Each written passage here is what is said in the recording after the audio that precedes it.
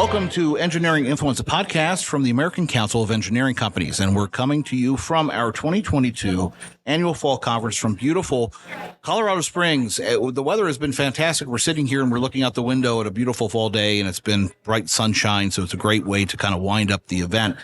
And I'm very pleased to be joined by Emily Bloedel. She is the Manager of Contracts and Legal Affairs with American Company, and she's also the co-chair of the Legal Counsel Forum. And Emily, thanks for joining us. Thank you for having me. I appreciate being here. You know, you guys have, I always talk to Charles, and Charles and I talk on many times during the day. We have conversations about just arcane issues, oddly enough.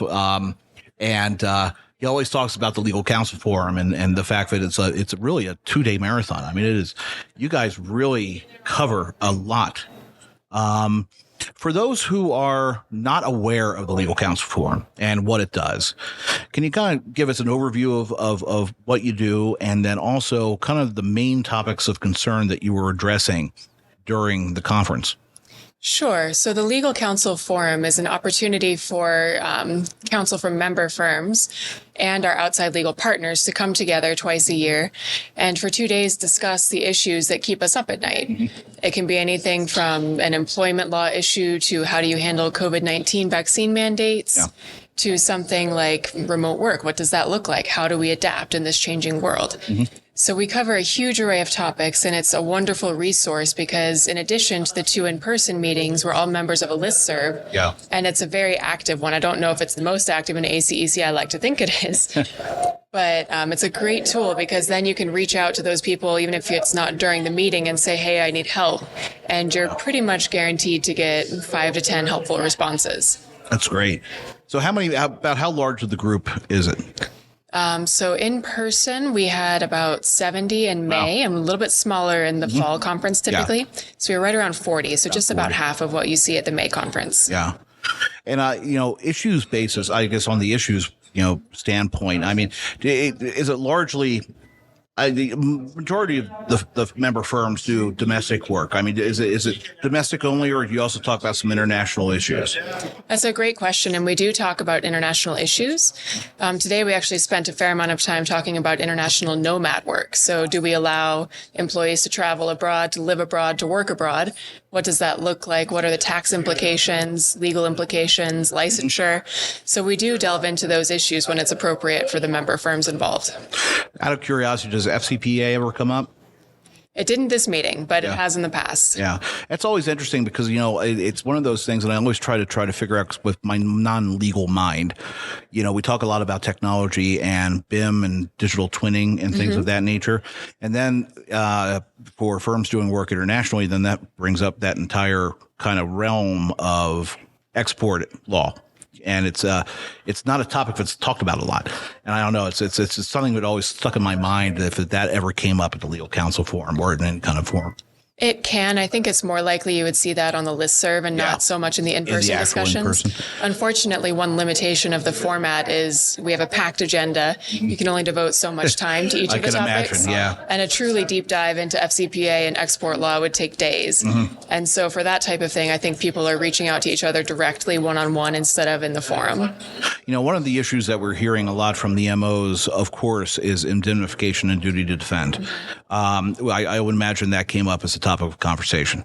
It wouldn't surprise you to hear it does every single time that we meet. We are right now actually engaged with a creative firm to develop 2 videos, very short informational videos, the kind of things that you see, which are, you take a very complex topic and you try to boil it down to its essence and make it understandable for a non-legal audience.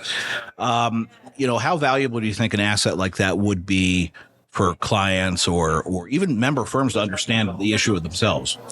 I think it would be wonderful. It's a topic that's certainly difficult for an engineer to understand. If I were to hand one of my engineers a contract document without training them and say, here's the indemnification clause, good luck, that wouldn't be fair to the engineer. And so a resource like that sounds like a wonderful introductory tool to help educate not only clients, but the staff that we work with every single day. You hear that, Charles? That's an endorsement. So we got to get working on that when we get back to DC. Outside of, what are the other issues that you got to, broadly, what was the hot topic, going on today? So contract clauses were probably the big topic, indemnification, defense obligations. And then we're fortunate at the fall conference to benefit from insurance partners coming into the forum and sharing with us market trends, claim trends. A big one that we talked about today was cyber liability, changes in that arena as far as insurance coverage goes and what that'll look like for 2023. Yeah. And I would imagine that being part of the forum is significantly important, especially for smaller firms that might not have a general counsel on staff. They might have outside counsel that kind of operates as their, de facto general counsel. And allowing the smaller firms to have the same kind of access to the legal information that a larger firm would have with more of a larger GC, office within their firm. What's the breakdown that you find as far as firm size within the forum? So you're right that the smaller firms, I don't think, are typically as represented in the Legal Counsel Forum. I don't know from a hard dollar perspective and revenue-wise what that looks like, but there's typically 30 to 35 in-house counsel, and then we're supplemented after the initial session with outside general counsel and outside legal partners. And so when we get to that 70 number, probably about half are in-house and half are outside who also work with the smaller law firm, or smaller engineering firms, Yeah. And so they provide a benefit to them as well, in addition to helping guide us through our conversations. When you talk about cyber liability, when you talk about these emerging issues, it's really interesting because it is kind of a gray zone to a large extent. How's the forum helping kind of chart that course and in trying to influence the growth of legal thinking on those issues? It's a tough question because cyber liability feels like the Wild West to me. Yeah. There's so much that's changing and so fast. And so how can we keep up? But one thing that we do make sure we do is discuss best practices and what that should look like as an industry to some extent. Yeah. So is it appropriate, for example, to require multi-factor authentication? And, there's a general consensus you're not getting insurance coverage without it at this point unless you're a legacy client. Yeah. And so there are some things where it's becoming the industry norm very quickly. And so pointing that out to the member firms so they understand that and can take that back to their chief technology officer, to their in-house IT department and say, are we doing these things? If not, how do we get on the path to do them and protect the firm? And, that's a good point that you raised, that the information that you come back here, you go back and you take it to your CIO or you take it to any of the other heads, if you have a human resources officer or what have you.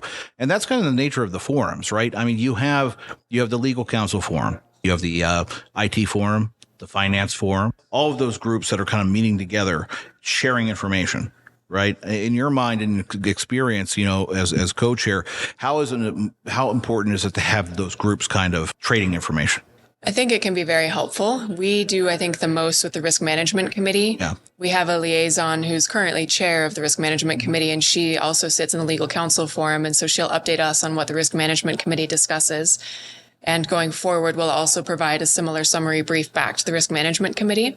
There's always a bit of a timing issue because we're sequestered away for 2 days during the conference. So it can be difficult to provide timely communication, I think, across the forums. I think that's a challenge that we could look at. Yeah. I think there's a lot we could do there with the communities on the website. We're redeveloping the website from the ground up, and I think maybe we can find a way that we can create that cohesion a little bit better between the groups. But yeah, anything else that you want the audience to know about Legal Counsel Forum? It is a closed forum, so you do have to apply and it's not a complicated process, but you have to confirm you're either corporate counsel or associated with an outside legal firm that is sponsored by a member firm. And it's because we think that creates a more open environment where people are more comfortable sharing the issues that keep us up at night. And so from that perspective, there is a confidentiality obligation that does shroud some of what we discuss. But we're happy to talk with anyone who has any questions. There's never a doubt in my mind. If you reach out to someone who participates in the forum and say, hey, I'm not legal counsel, but my company is dealing with X. Can you help?